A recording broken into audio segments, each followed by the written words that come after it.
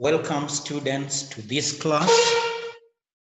We are going to look at topic 3, which is talking about organizing and managing work, then communication and feedback. So it's very important in an organization for you as a project manager or an organizational manager to understand how to organize work, how to manage work, then how to do communication, then how to get feedback from those you are communicating to.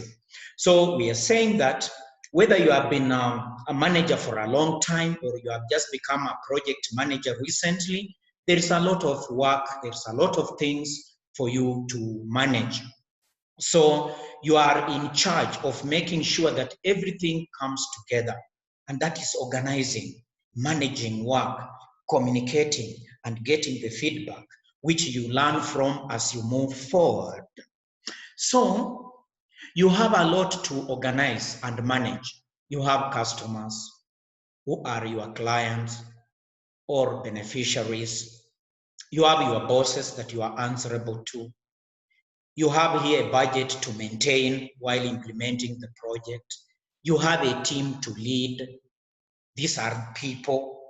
You have limited amount of time to accomplish all this, which brings about challenging goals. So you are trying to organize, to manage work for you to meet challenging goals. So we are saying that what you are doing constantly, you are guarding against the dangers of the scope creep. Because creep, which brings about the amount of work, tasks to be done in terms of time, the amount of work, who would do it, and there is interpersonal conflict that you have to solve, because interpersonal conflict could delay the accomplishment of given goals. There is incomplete documentation you have to do. So you are to deal with all this, and therefore, for you to be successful, what are you supposed to do? You have to organize these things. You have to manage them very well, do communication with those you are working with, the team you are leading, then try to get feedback from your team, because they have a lot to be able to contribute to what you are doing. So, like Benjamin Franklin is quoted as saying, for every minute spent organizing, an hour is earned. So what are we being told here? We are being told that spend time organizing. Once you have organized everything, now when you start, you save time. That's generally the understanding here. So being organized saves time and trouble in the long run. That's what we are saying here. So there are 9 ways in which project managers can stay organized at work and organize projects and tasks to be more productive, because we are interested here to see a project manager who is very productive. And how does he achieve this? Through proper organizing. So how can you do this as a project manager?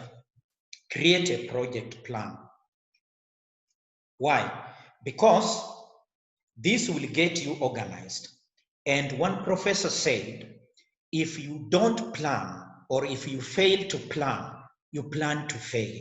So it is very important to plan. When you plan at the time of implementation, you follow your plan, your blueprint. It guides you. And therefore you will not go wrong, you will not go outside, you will not go off track, but you will be always on track. So what we are saying is that good planning is essential, meaning good planning is very important to project management. So we are saying that it is important to invest the necessary time into making a good project plan. Plan well, plan. Take your time and come up with a good plan, a formidable plan, a plan that is workable, a plan that is practical when it comes to implementation. Why? Because you'll have done enough research to collect all information that is needed for this.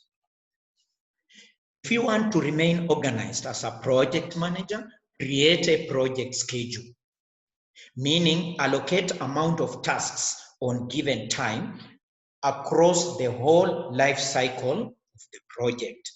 So we are saying that you need to incorporate information from the budget, the goals of the project, and deliverables. These are milestones, these are results, outputs, outcomes, and the impact. You have to organize all this so that there is a flow. Number 3, for you to remain organized and therefore to achieve high productivity, work with the deadline, meaning set due dates, not only for high-level goals, but also for individual action items. What we are saying here is that not only for long-term, but also for short-term. And you make sure that these deadlines, there are points that up to this, at this point, we expect this to have been done. When you set it that way, that is organizing. Number 4, define priorities. Well, you cannot do everything at the same time. So you have to come up with a to-do list that is prioritized, meaning from the list of 10 things, you should show which one to start with. That is all to do with prioritization.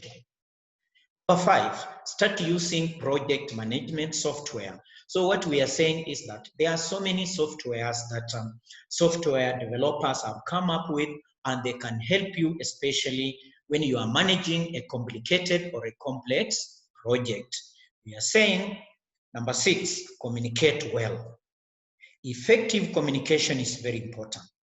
Come up with a very good communication strategy, which shows very good communication, which goes hand in hand with the organization or project implementation. Number 7, utilize digital Kanban boards. We have these softwares that show the organization workflows. They will help you. Yeah, you only put in the information and you click.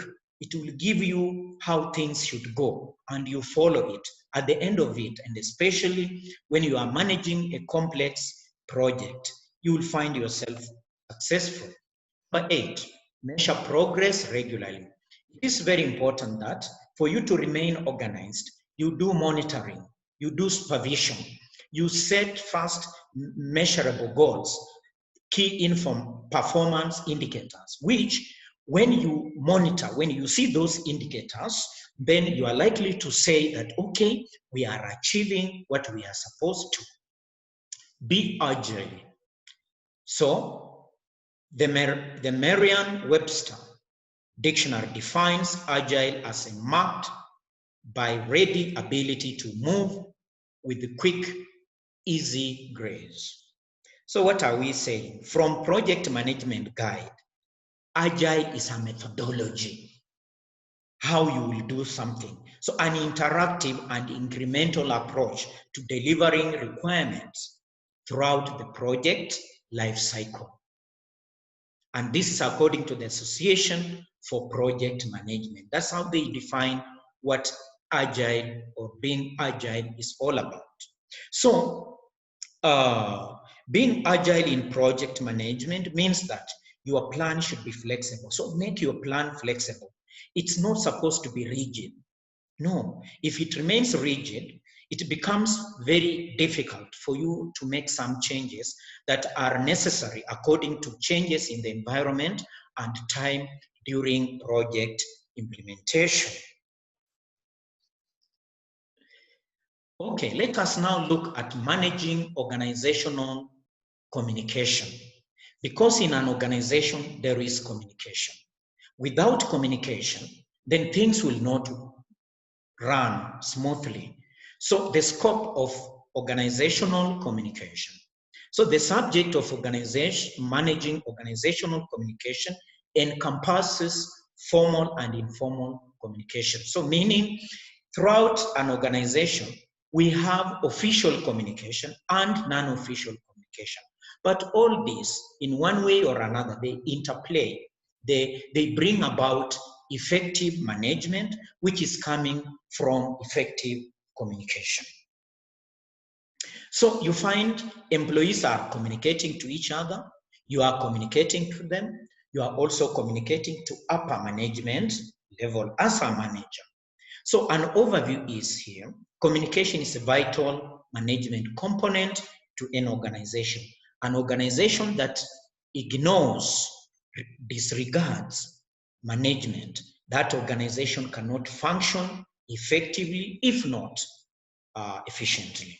So whether the purpose is to update employees on new policies or to prepare for a weather disaster that is likely to come, or to ensure safety throughout the organization, or just to listen to the attitudes of employees. This is all about effective communication, which is an integral issue in effective management. So what are we saying? Effective communication contributes to effective management. That's what we are saying. So to be successful, organizations are supposed to have a comprehensive policies. Comprehensive means understandable, clear policies and strategies for communicating. When things are clear, they are quickly understood. But when they are not clear, they are blurred. They cannot be actually captured very easily, and therefore it reduces the effectiveness of project implementation. So communication strategy. It is very important to have a comprehensive communication strategy. So most of human resource professionals and organizational leaders agree on this one thing, that linking corporate communication to business strategy is essential to effective and consistent business operations. What are we saying here? The organizational strategic plan is supposed to be understood through communication. Otherwise, it becomes difficult for the rest in the organization to understand even that strategic plan, which is developed at the top management level. So you find communication makes it easier for everybody in the organization to understand what the business strategy is all about. So we're saying that it is important. So we've been told that with a formal and comprehensive communication strategy, organizations can ensure that they do the following. They communicate consistent messages. Messages should be consistent, should not vary. Then there is need to establish a recognizable employment brand, which everybody will swear and stand and identify themselves with. Also, deliver messages from the top that are congruent with the organizational mission and culture. You see, everybody in the organization are supposed to understand the mission, the vision of the organization, and the culture, meaning the way things are done in the organization. The impact of effective communication. So here a question would be, do we need effective communication? The answer is yes. Why? Because organizational success depends on effective communication. How? Effective communication builds employee morale, satisfaction, and engagement, which brings about motivation. You see, employees are enthusiastic about the organization and everything that is being done in the organization. Number two, it helps employees to understand terms and conditions of their employment and drives their commitment and loyalty. You know, when workers, employees understand what they are supposed to do, how they are supposed to do, what they are going to benefit from what they do, then they are going to work effectively. Also, it educates employees on the merits of remaining union-free, especially in the organizations that don't like their employees to be members of unions. Also, effective communication gives employees a voice, an increasingly meaningful component of improving employee satisfaction with their employer. What do we mean by this? Effective communication helps to lessen, meaning to reduce the chances of misunderstanding and potentially reduce grievances and lawsuits. When there is clear communication, workers and employers will understand each other, so there is no misunderstanding. Then we shall not have grievances, complaints, no. And therefore we may not have lawsuits of employees against their employers. That's what we are talking about here. Now, the impact of ineffective communication. So when we talk about ineffective communication, is the opposite of what we have just looked at.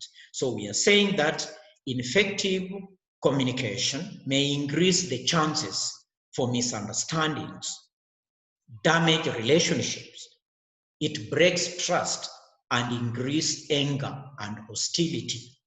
Because people are suspicious, because they don't understand what is happening, meaning there is no effective communication, so they are suspicious. So we are also saying that ineffective communication may stem from poorly aligned strategy, a failure to execute the strategy, use of the wrong communication vehicles, bad timing, and even nuances such as word choice or tone of voice. Meaning when you use a wrong tone, when you choose your words wrongly, it brings about ineffective communication.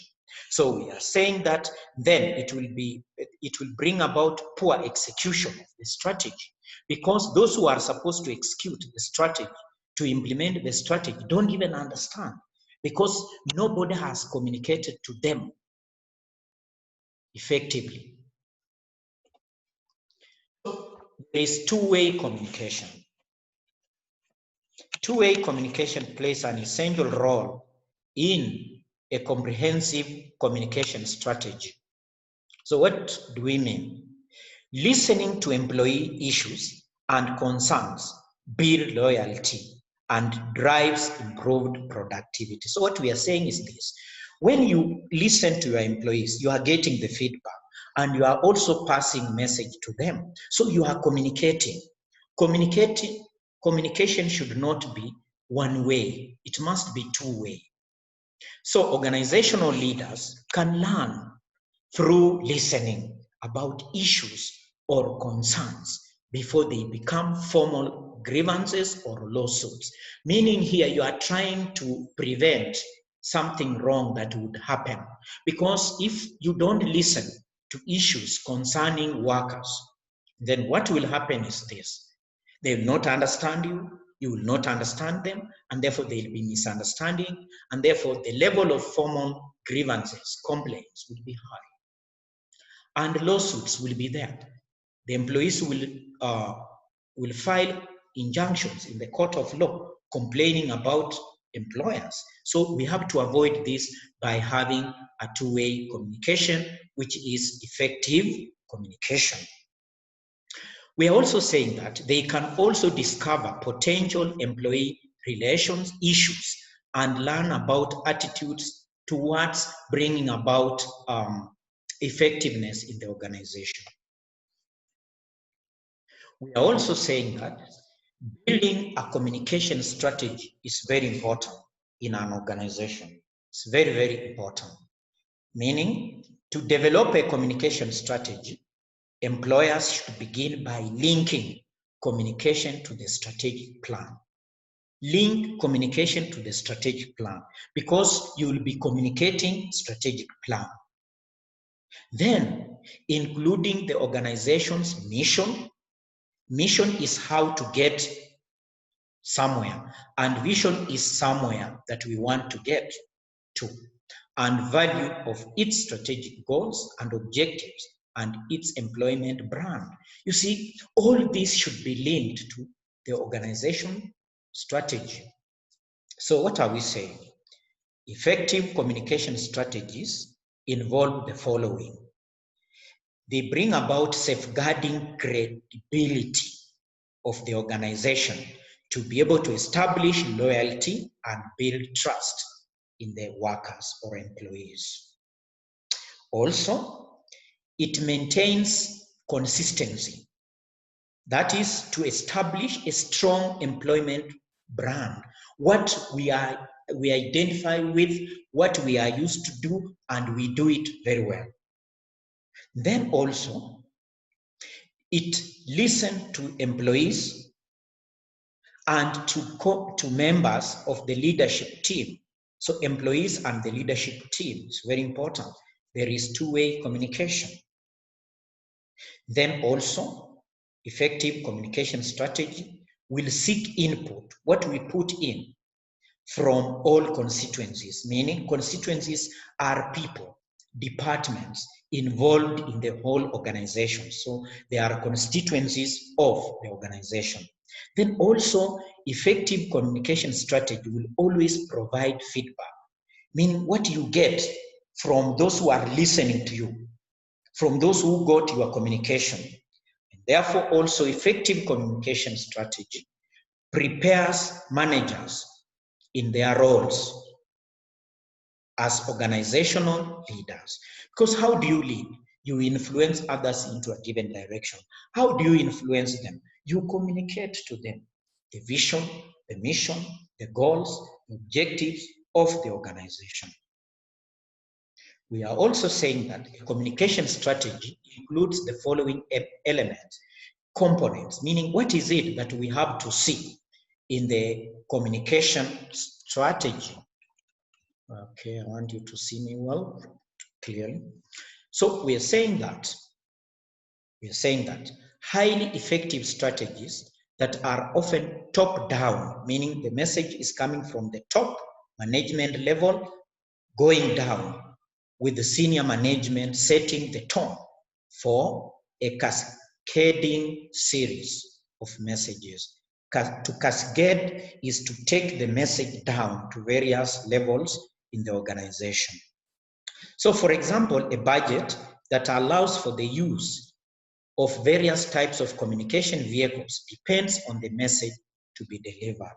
So we are saying a process by which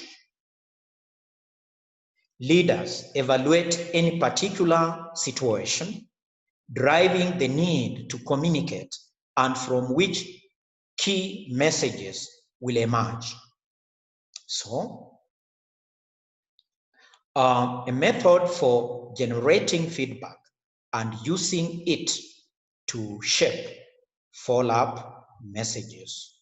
So we are also saying it is important to customize delivery approach with the communication materials that are easy to understand, meaning use channels, code messages that are easy to understand. Constituencies, what do we mean by constituencies? The organization. We mean everyone in the organization who has a role to play in communication. For example, CEO and senior managers. They are ultimately responsible for setting the tone and establishing organizational culture. Yes. So key leaders should be coached on their role in ensuring effective company-wide communication. So the human resource professional and communication leader also have critical roles when it comes to the challenging economic environment. Okay, also managers are constituencies. All employees are constituencies. But if we want to have a good communication, there is need for training. So training, communication training may encompass any number of topics, so many things, including the following: communication, company communication policies, effective writing and presentation skills, train the trainer initiatives, meaning you are training one who will train.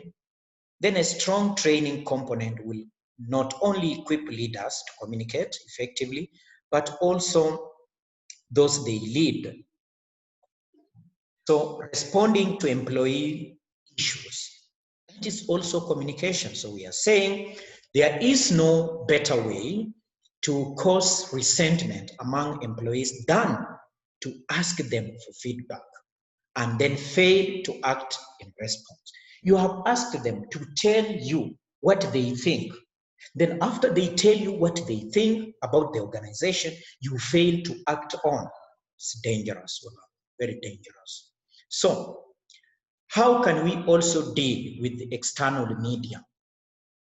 Because this is communication. External communication, including public and community relations, may also be a part of an organization's communication strategy.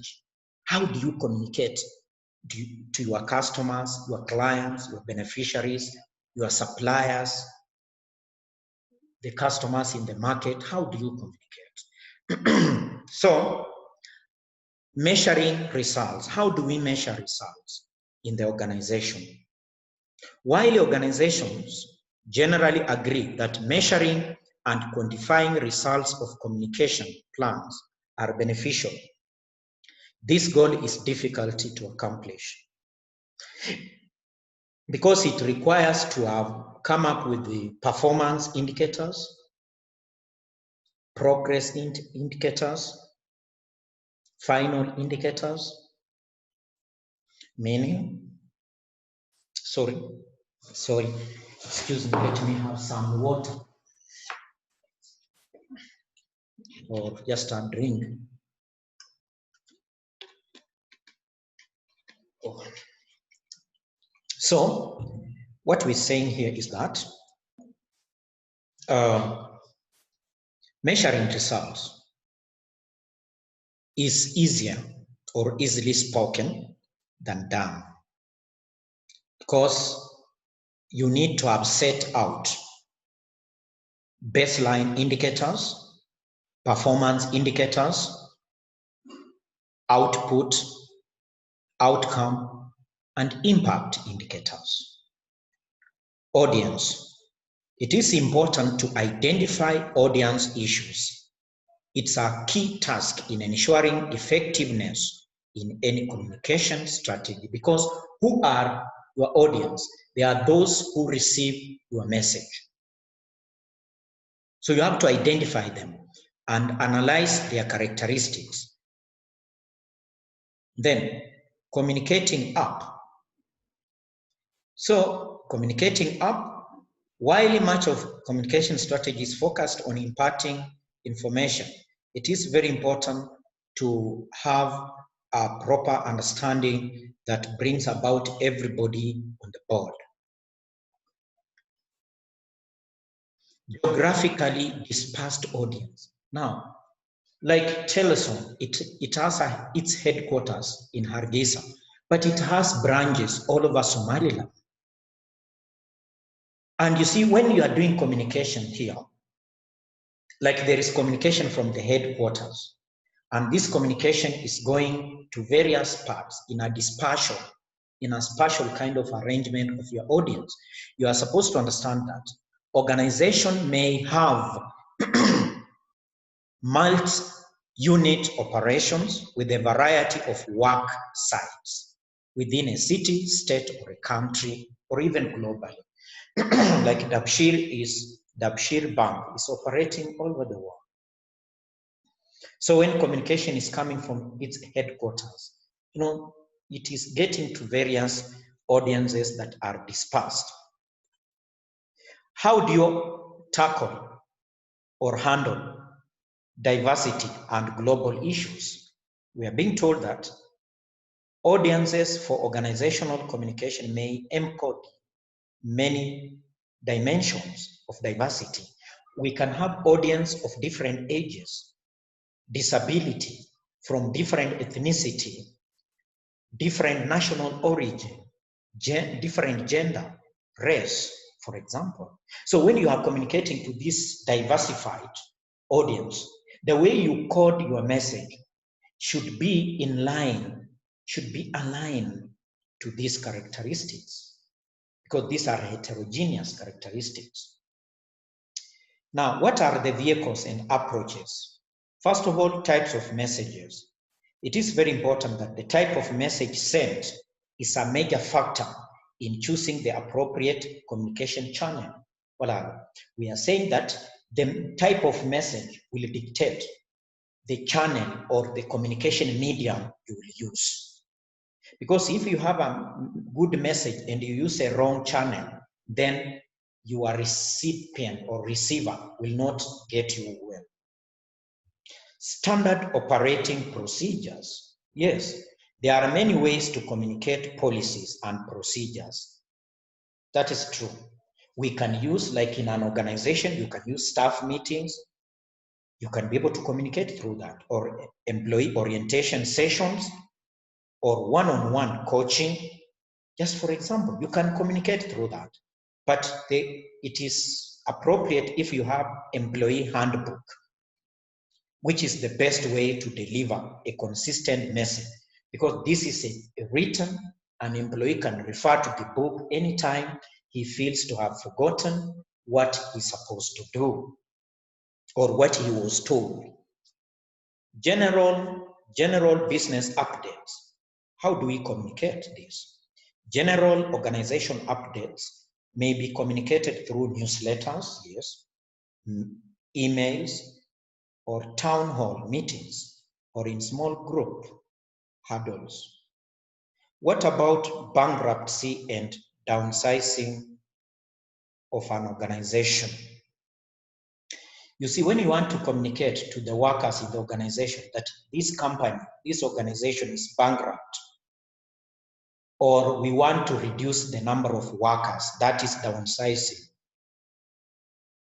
it is very important to do it in an effective way. Otherwise, some workers would think they have been targeted for being laid off. Now, what we have looked at here, let me just take, for example, this issue, bankruptcy and downsizing. These are changes in the organization. And you see, in any organization, we expect changes. So there are benefits of changes, as we are going to see. Communication regarding employee benefits may greatly affect employees' perception of the value of their compensation package, and moreover, the value of the employment with an organization. So we are saying, whenever you communicate to employees, for example, that at the end of the year, they'll have a bonus, they start looking at the organization differently. They look at the organization to be friendly, but also they feel the organization is making a lot of money if it has promised them some bonus. So they start now feeling like, could they be paid even more in terms of salary, apart from just talking about the bonus? Yes. How do you communicate emergencies or an emergent information in the organization? So emergencies, such as those caused by weather, violent employees' behavior, natural catastrophe, meaning natural disasters, or terrorists, require quick and effective communication to ensure the health and safety of employees and their families. So when there is an emergency message, do it quickly, don't delay. Then what about if you want to communicate to the organization employees about merger and acquisition? First of all, merger is like when Telesom and some cable can merge and become one company, and therefore we can call it Telesom cable, meaning they are merged. That is merging. But acquisition is when, like, Telesom company can decide to buy National Link. That is, it's acquiring National Link. So how do you communicate such information to the employees of Telesom? That we are going to merge Telesom and some cable, or Telesom is going to buy National Link. So communication issues with mergers and acquisitions are a high priority for human resource professionals. Yes. Outsourcing. What do we mean by outsourcing? Outsourcing is like if you are, as a company, you are not able to employ all needed employees. You can get employees from other companies on short-term basis. That is outsourcing. So organizations may find that some business functions are handled better through outsourcing. For example, if you don't have enough, if you employ, you pay more. But if you outsource, they come at once as maybe consultants, they do the work, they finish and go away. So some companies or organizations can find this to be cheaper and of high quality than when they employ. What about legal issues? How do you communicate legal issues? Some communications come with the legal constraints or guidelines. So it is very important to make sure your workers, your employees understand the legal implications of what they do. Because some of them, they do anything and they later on say, I didn't know. They have to know that ignorance has no defense. Yes, ignorance has no defense. You are supposed to know. In the court of law, you cannot tell the judge that, sir, I'm sorry, I didn't know. No, you are supposed to know. And for our first part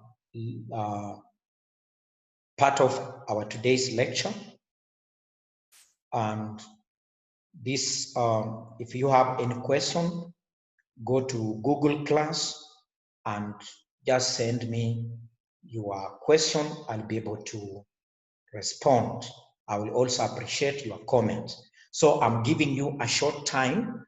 I'm giving you 10 minutes to 15. You go and pray, then you come back. We move to topic 4. Otherwise, thank you very much for this first part of our lesson today.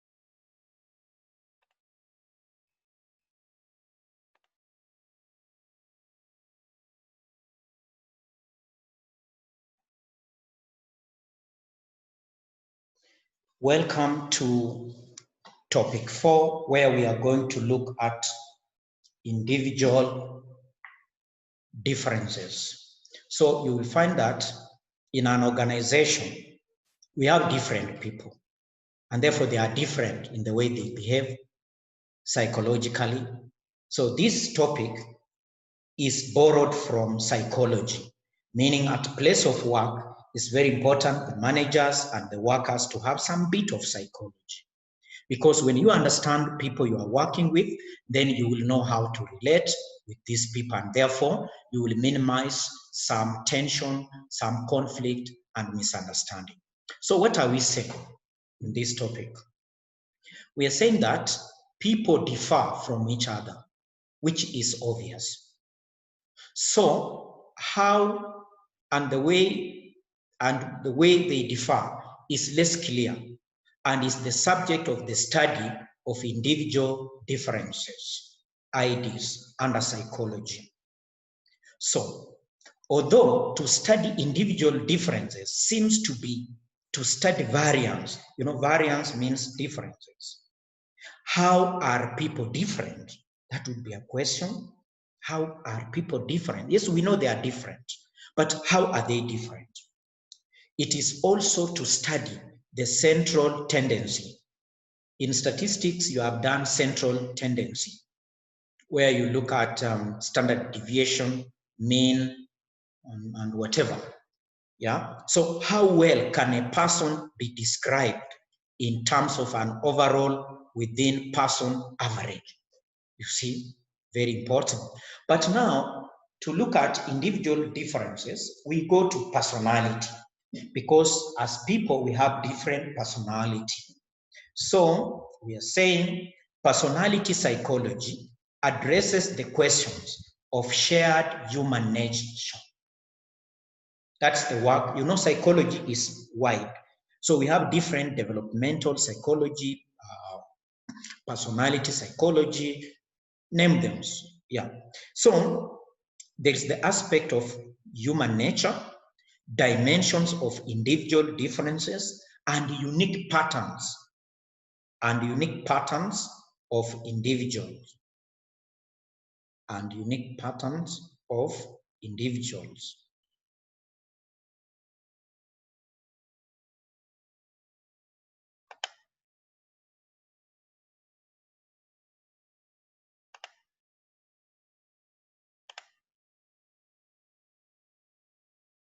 Yes.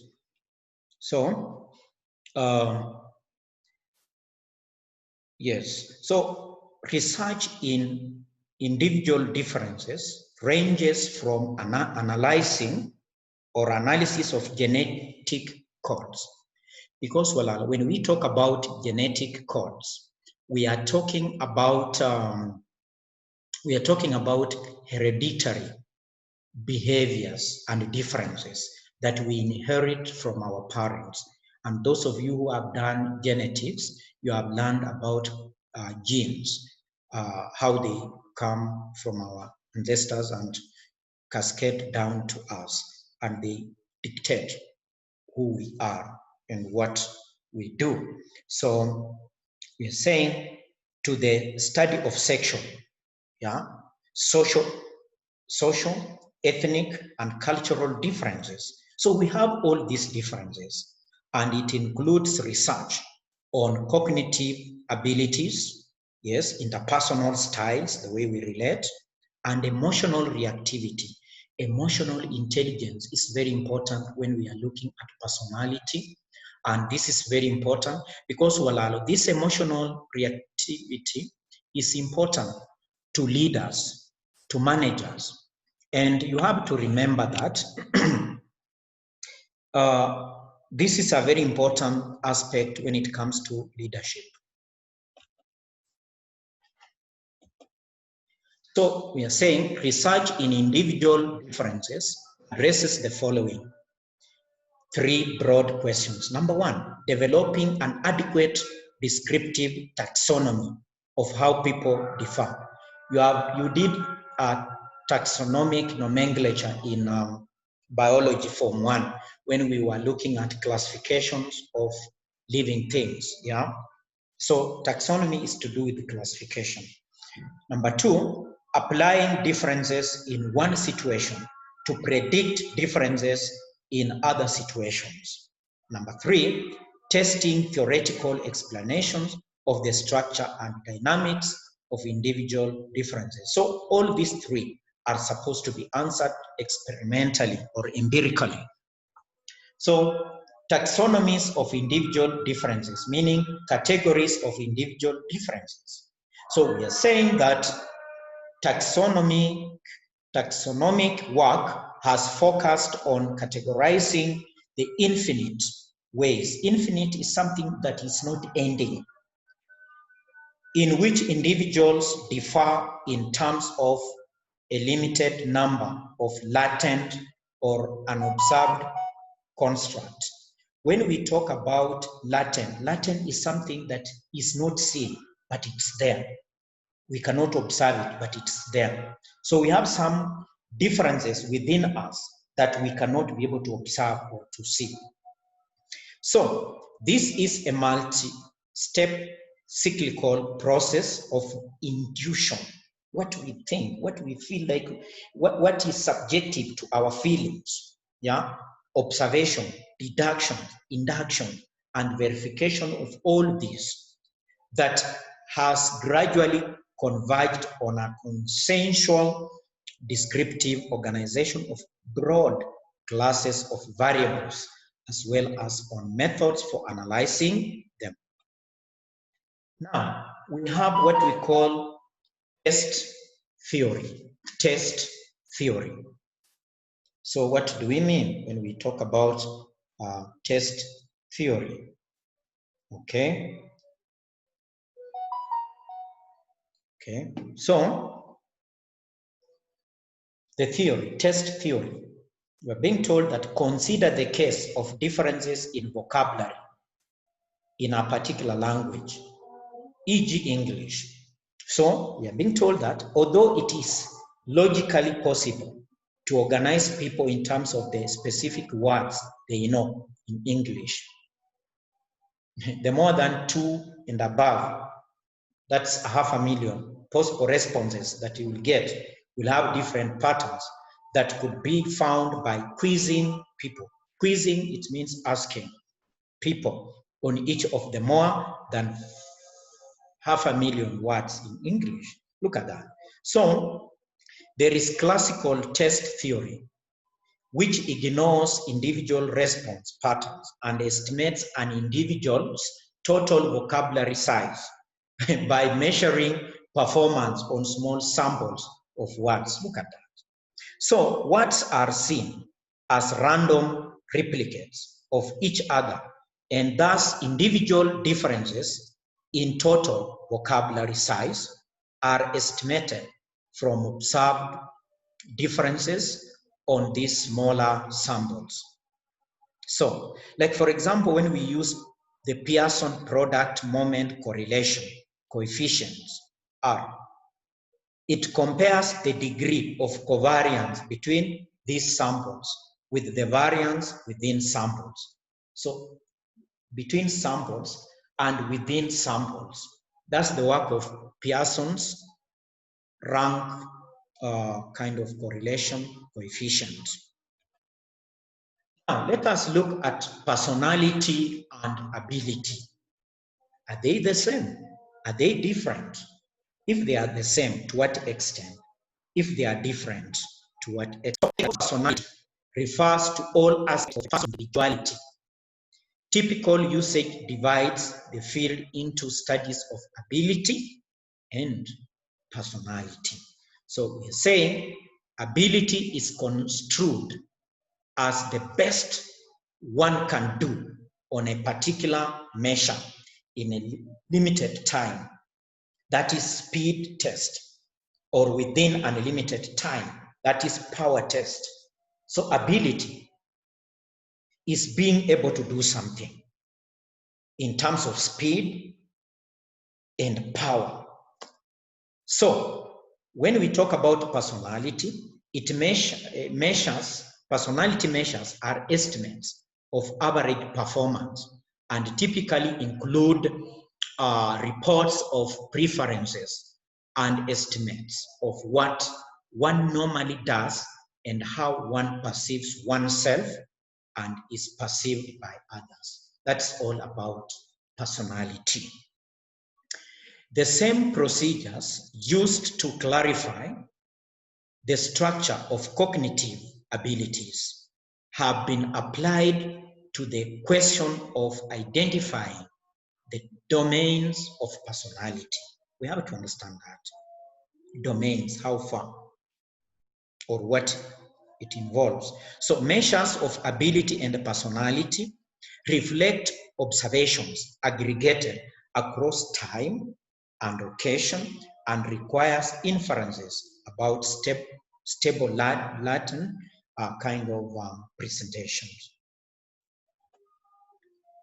Predictive validity.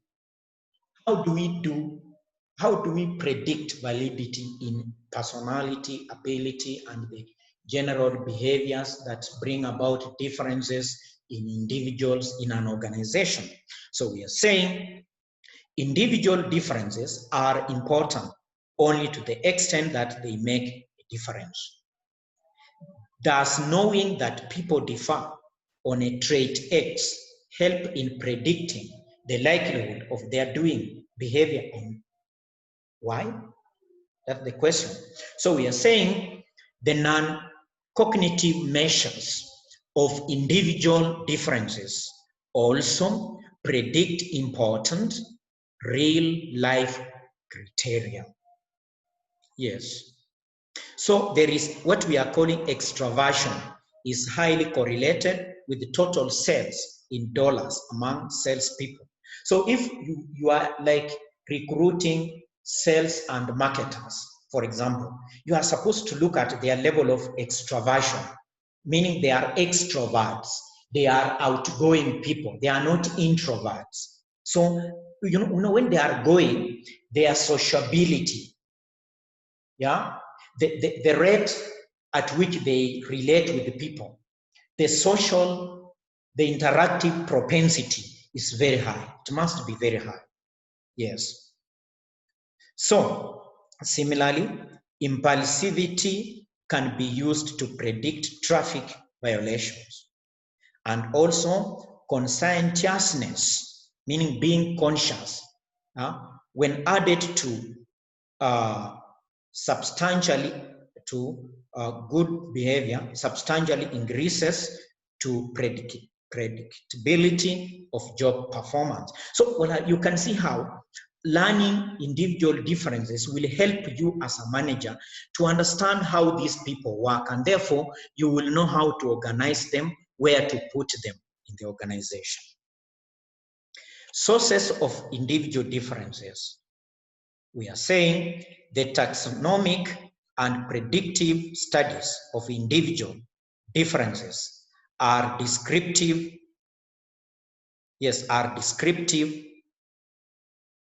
organizations of thoughts, feelings, and behaviors that go together and how they relate to other outcomes.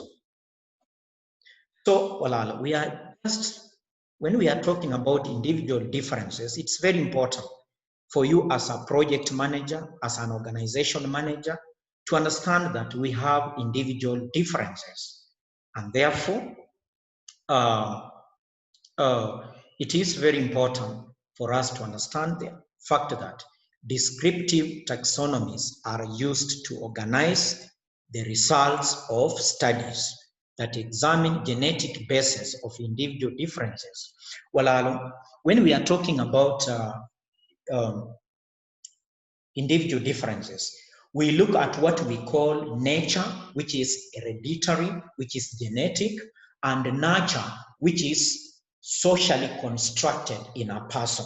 So what we are saying is that when you look at a person in an organization, an employee, the way they behave, yeah, remember, Walalo, we are looking at organization behavior. The way they behave, it depends on what they inherit. So a whole person is a combination of nature and nurture.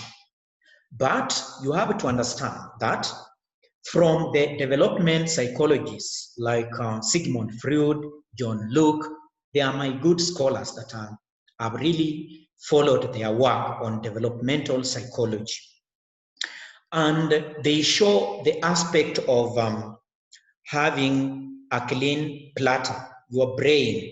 Like you see, when you started learning organizational behavior, your brain was totally empty of what organization behavior is all about. But at the end of this course, you will find that there is something that has been written on your mind. So what I'm saying is that our behaviors are a combination of what we learn from environment and what we inherited from our parents. For example, the language we speak is nurtured in us. When we were born by our mothers, they started teaching us how to call father, mother. We learn from our siblings, our parents, the community, the schools we went to, the mosques we went to, wherever workplace we went to. So, when we look at how you behave, is more of nurture, meaning what you have acquired socially, and somewhat a little bit of what is natural in you, meaning what you inherited from your parents. Therefore, thank you very much. We have come to the end of the lesson, but still we have time So if you have questions, you can write on the Google class.